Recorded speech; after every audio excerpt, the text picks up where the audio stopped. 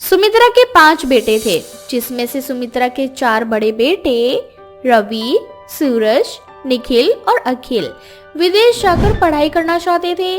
तो वहीं सुमित्रा का 5वां और सबसे छोटा बेटा नितिन सुमित्रा के बिगड़ नहीं रह सकता था। वह हमेशा अपनी माँ के साथ ही रहना चाहता था। ऐसे ही एक दिन सुमित्रा अपने 5 बेटों से बोलती है, तुम चारों को विदेश जाना था ना पढ़ाई करने के लिए, और मैंने तुम चारों की पढ़ाई के पैसों का इंतजाम कर लिया है, लेकिन मेरी ना एक शर्त है। क्या माँ, हर चीज में तुम्हारी शर्त होती है? अब जल्दी से बताओ क्या शर्त है तुम्हारी। मेरा लाडला बेटा नितिन मुझे छोड़कर कहीं नहीं जाता, और मैं एक माँ हूँ, और माँ अपने बच्चों के साथ कभी भेदभाव नहीं कर सकती।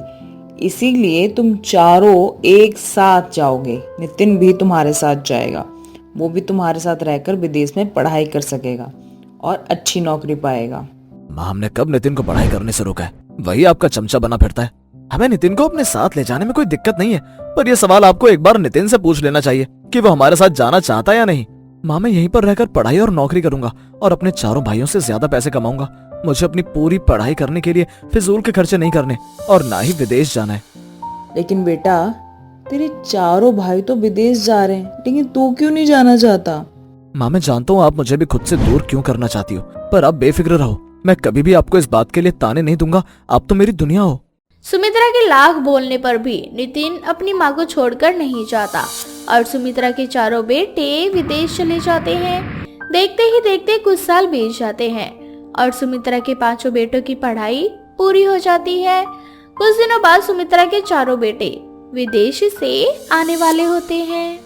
नितिन बेटा, आज तेरे सारे भाई वापस आ रहे हैं, तो घर को अच्छे से सजा देना। चारों खुश हो जाने चाहिए, उनको ये ना लगे कि हम खुश नहीं हैं। अच्छा माँ, चारों भाई घर आ रहे हैं। अब तो तुम रिश्ते की बात उनसे करोगी ना, क्योंकि मैं जिस लड़की से प्यार करता हूँ उसके घर वाले अब और ज्यादा समय नहीं रुकना चाहते।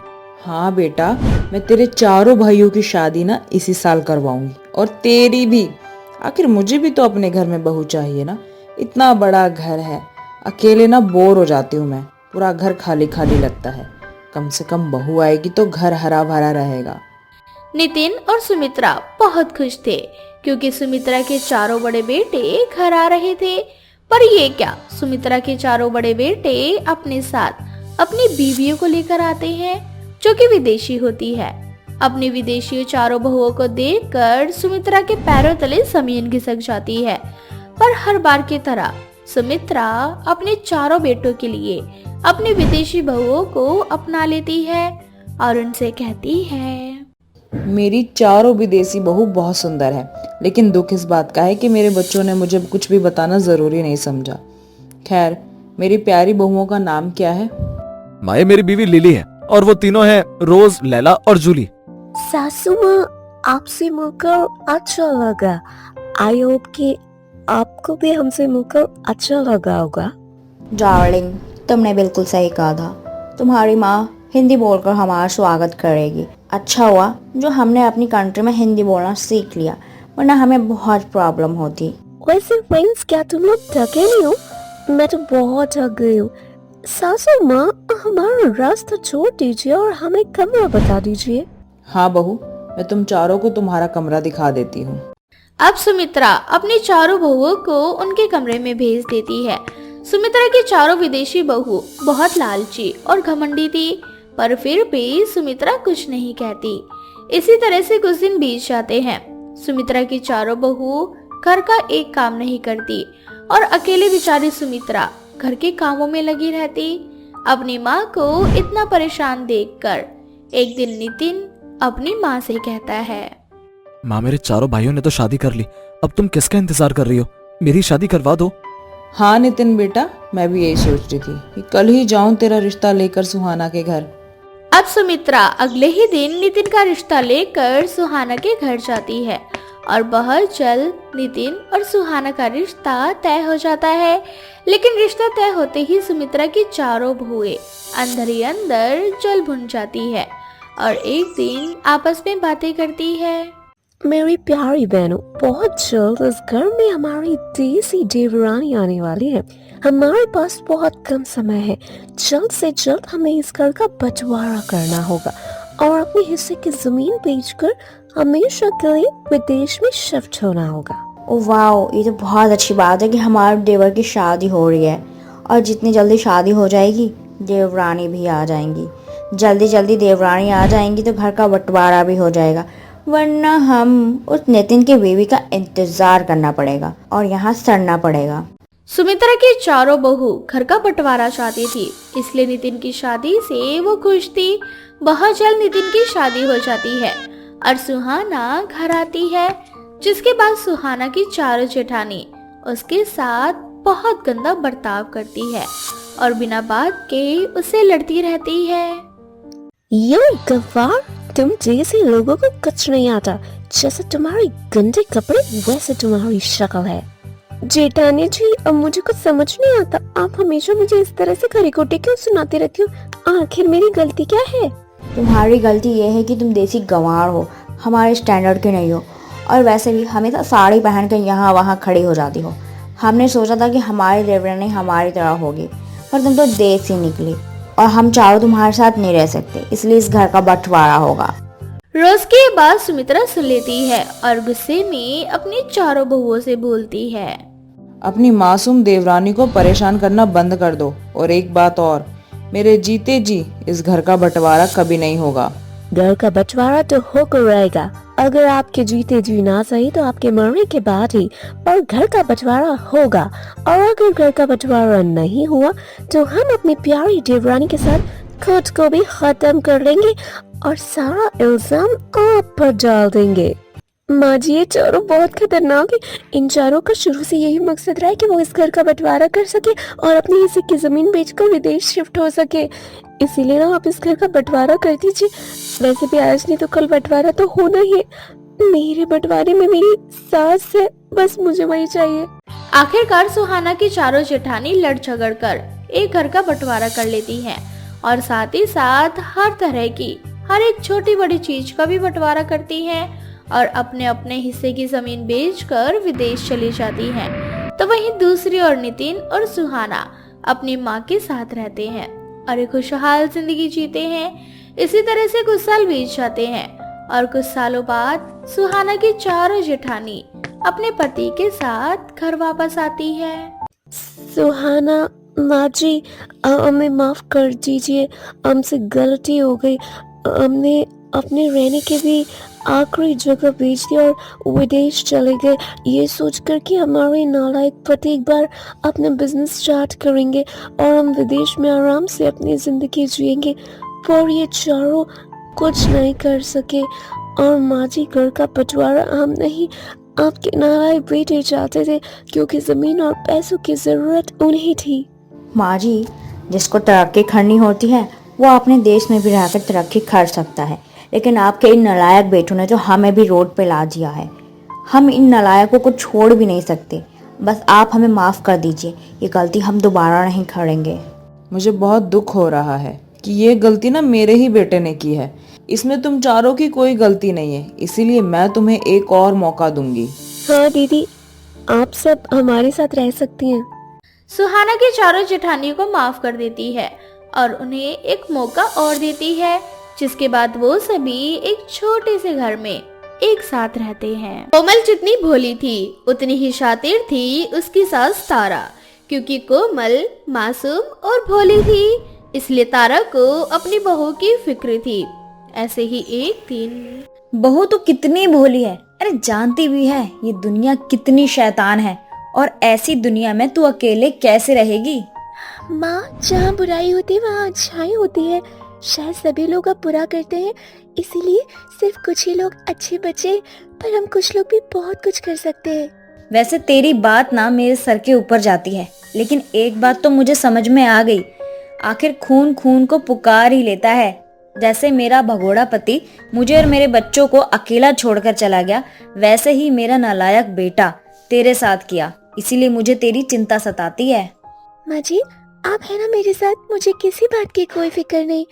अच्छा माँ जी, वैसे आप कहाँ काम करते, मुझे बता दीजिए ताकि मैं आपसे बात कर सकूं और उन्हें कह सकूं कि आपकी शिफ्टिंग दिन की करें। रात में आप काम करने जाती है ना, तो मुझे आपकी चिंता सताती है। कोमल की बात सुनकर तारा घबरा जाती है और बिना कोई जवाब दिए वहां से चली जाती है। अब इसी तरह से कुछ दिन बीत जाते हैं और तारा बहुत सारे पैसे घर लेकर आती है।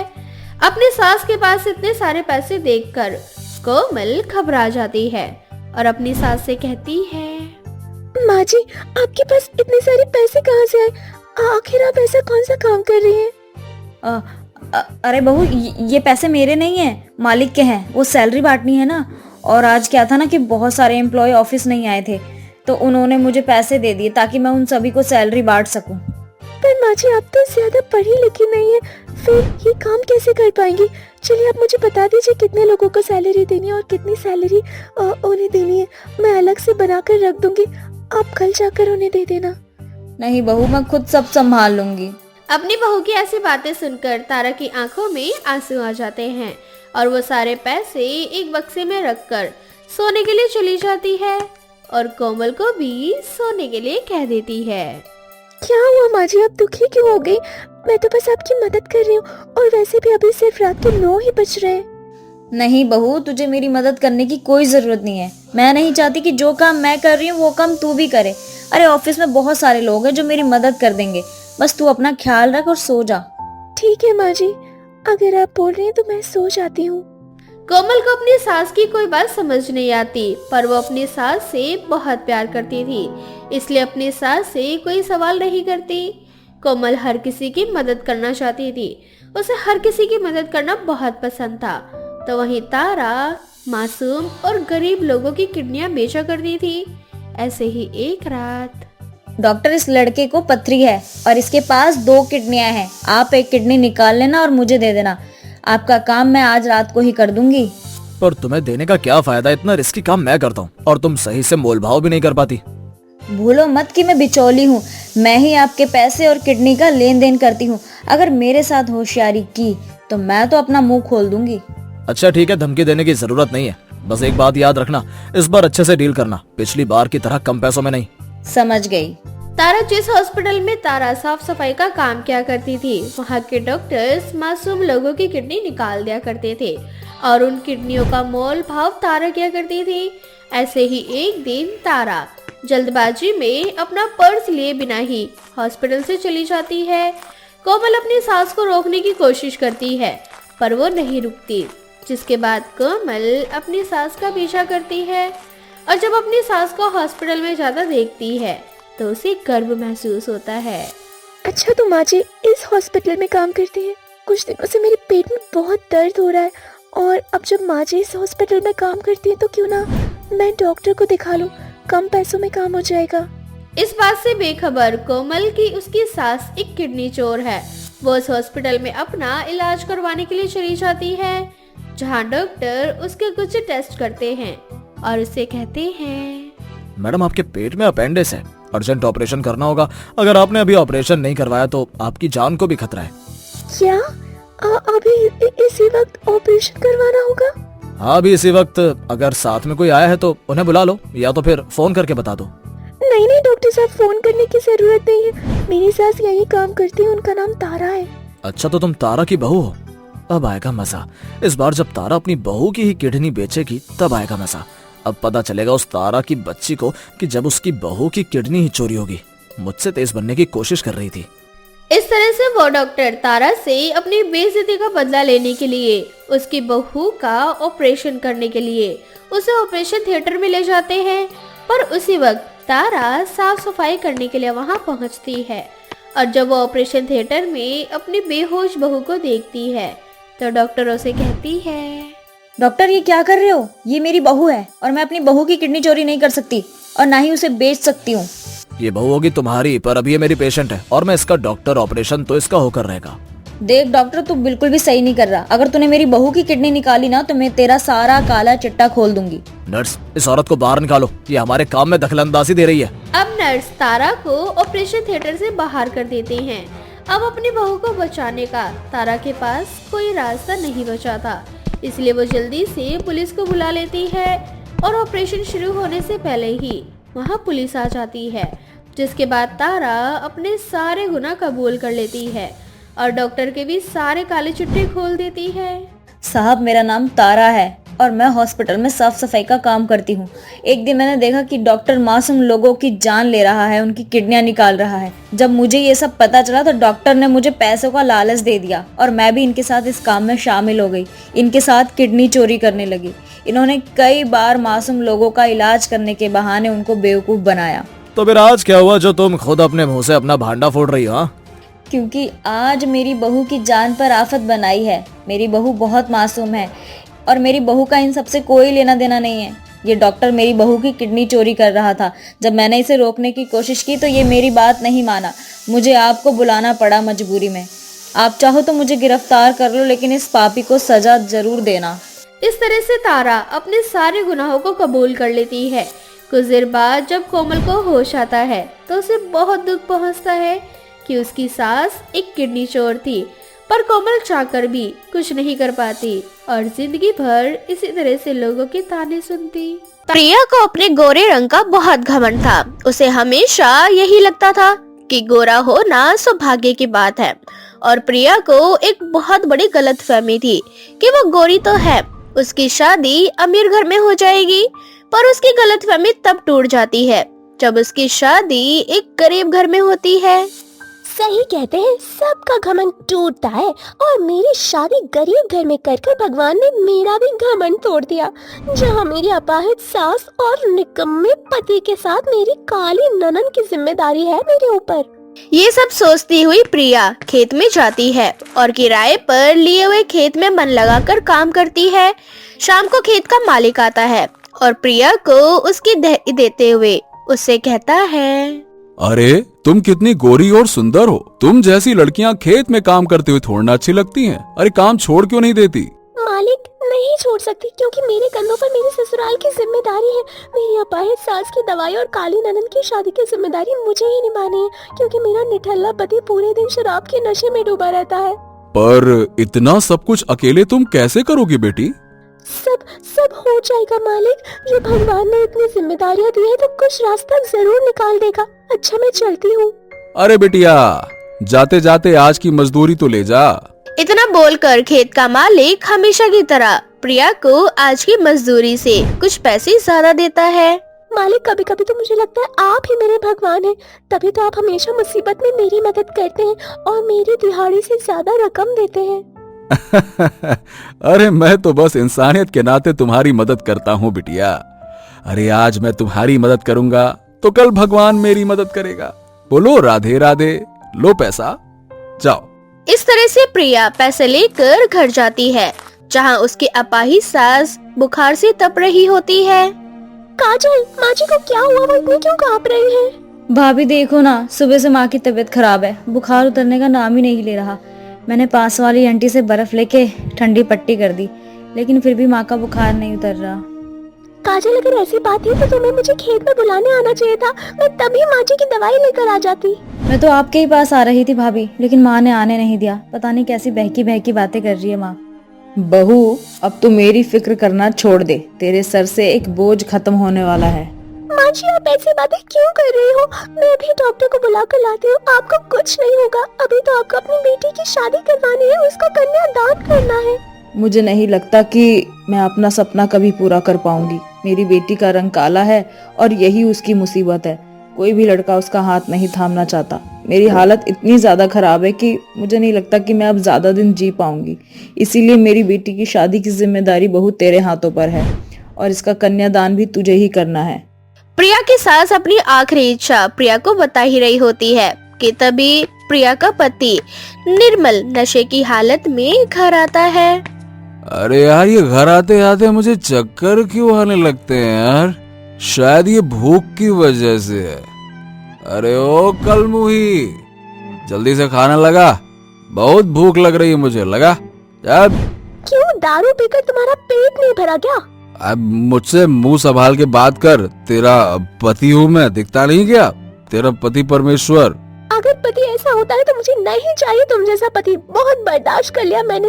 तुम्हारी वजह से माँ जी की आज ये हालत है। वो अपनी आखिरी सांसें गिन रही है, पर फिर भी तुम्हें शर्म नहीं आ रही। अब जैसे ही निर्मल को पता चलता है कि उसकी माँ जिंदगी और मौत के बीच जूझ रही है, उसका सारा नशा टूट जाता है और वो रोते हुए अपनी माँ से कहता है, माँ, ये तुझे क्या हो गया है? ये प्रिया और काजल किस तरह की बातें कर रहे हैं? वो दोनों बिल्कुल सही कह रहे हैं बेटा। मैं बस यही चाहती थी कि मेरे मरने से पहले तुझे कभी होश में देख लूं, पर मुझे लगता है कि ऐसा कभी नहीं हो पाएगा। काजल की शादी की जिम्मेदारी भी मैं अपनी बहू के कंधे पे छोड़ के जा रही हूँ, क्योंकि तेरे बस की तो कुछ भी नहीं है। अपनी माँ की ये बात सुनकर निर्मल को अपने किए पर अफसोस होता है और वो फूट फूट कर रोने लगता है। इसी तरह से कुछ दिन बीत जाते हैं और आखिरकार प्रिया की सास दुनिया से चल बसती है। भाभी, माँ हमारे बीच नहीं रही, हम तो अनाथ हो चुके हैं, अब हमारा क्या होगा? तू चिंता क्यों करती है बहन? तेरा भाई अभी जिंदा है ना? तेरा भाई जिंदा है अभी, चिंता मत कर। इसी बात का तो दुख है भैया कि तुम अभी तक जिंदा हो। अरे अगर माँ के बदले तुम मर जाते तो भाभी के सिर से एक बोझ कम हो जाता। भाभी अकेले घर को चलाती है, सारा काम करती है, और तुम उनके पैसे लेके दारू पी के यहाँ वहाँ मरते रहते हो। माँ ने मरते वक्त तुमसे एक ही विनती की थी, लेकिन तुमने माँ के जाने के बाद भी शराब पीना बंद नहीं किया। तू अपने भाई से नफरत करती है या फिर उसके मरने की कामना कर रही है? बोल। वो तुमसे नफरत नहीं, तुमसे प्यार करती है, इसीलिए तुम्हें इस जहर को पीने से रोक रही है ताकि तुम एक काबिल इंसान बन सको। अरे तुम दोनों क्या मुझे बेवकूफ समझती हो? अरे रहना ही नहीं तुम दोनों के साथ में, जा रहा हूँ मैं। हो गया तुम्हारे सर का एक और बोझा खत्म। कर लेना अपने काली ननद की शादी खुद ही, जा कर लेना। इतना बोलकर निर्मल घर छोड़कर चला जाता है। अब प्रिया अपनी नंद के साथ अकेली थी। अब प्रिया अपनी मरी हुई सास की आखिरी इच्छा पूरी करने के लिए काजल के लिए अच्छे घरों में रिश्ता देखती है, पर काजल का काला रंग देखकर हर कोई इस रिश्ते के लिए मना कर देता है। भाभी मत देखो मेरे लिए रिश्ता। जिनको मेरा काला रंग नजर आता है उनसे शादी नहीं करनी मुझे आपकी मदद करनी है। काजल, तुम क्यों हार मानती हो? कठिनाइयाँ हर किसी की जिंदगी में आती है। मुझे भी अपने गोरे रंग का बहुत घमंड था, पर देखो किस तरह मेरा घमंड चकनाचूर हो गया। उसी तरह तुम्हें अपने काले रंग को लेकर बहुत दुख है। देखना एक दिन तुम्हारा ये दुख भी खत्म हो जाएगा। इस तरह से प्रिया काजल को दिलासा देती है और कुछ महीनों बाद विवेक नाम का एक लड़का अपने परिवार के साथ काजल को देखने आता है और उसे पहले ही नजर में पसंद कर लेता है। बेटा, तुम बड़ी हिम्मत वाली हो जो अपनी ननद की शादी अकेले करवा रही हो। मैंने तुम्हारे बारे में तुम्हारे गांव वालों से बहुत कुछ सुना है और हमें तो खुशी है कि ऐसे घर की बेटी हमारी बहू बनेगी। ये तो आपका बड़प्पन है आंटी जी, जो आपने मेरी ननद का रंग नहीं बल्कि उसका दिल देखा। रंग रूप में क्या रखा है बेटा? अगर मोटी रकम मिल जाए तो भला हमें क्या एतराज होगा इतनी अच्छी लड़की को अपने घर की बहू बनाने में। मोटी रकम? आप ये कैसी बातें कर रही हैं? मेरी भाभी अकेले इतना सब कुछ कैसे करेगी? काजल, ये तो दुनिया की रीत है। मायके वालों को अपनी बेटी को हर चीज देनी पड़ती है ताकि ससुराल में उसे कभी कोई ताना ना सुनना पड़े। और जब मैं इतना सब कुछ कर सकती हूँ तो मैं तुम्हारी दहेज की रकम भी तो जमा कर सकती हूँ। आंटी जी, आप फिक्र मत कीजिए, आप बस बारात लाइए। इस तरह से काजल का रिश्ता विवेक नाम के लड़के से तय हो जाता है, जिसके बाद प्रिया दिन रात मेहनत करती है और पाई पाई अपनी नंद की शादी के लिए जोड़ती है और बहुत जल्द प्रिया अपनी नंद की शादी का सारा इंतजाम कर लेती है। काजल, आज तुम्हारी शादी है, पर देखो आज भी तुम्हारे भैया नहीं आए। काश मैं तुम्हारे भैया आ जाते तो हम दोनों मिलकर तुम्हारा कन्यादान करते। अरे बहन की शादी हो और भाई ना आए, ऐसा हो सकता है क्या? और देखो आज मैं अपने होशो हवास में हूँ। देखो भैया, आपको ऐसे देख के ना मुझे बहुत खुशी हो रही है। आपने शराब पीना छोड़ दिया, मुझे तो विश्वास ही नहीं हो रहा।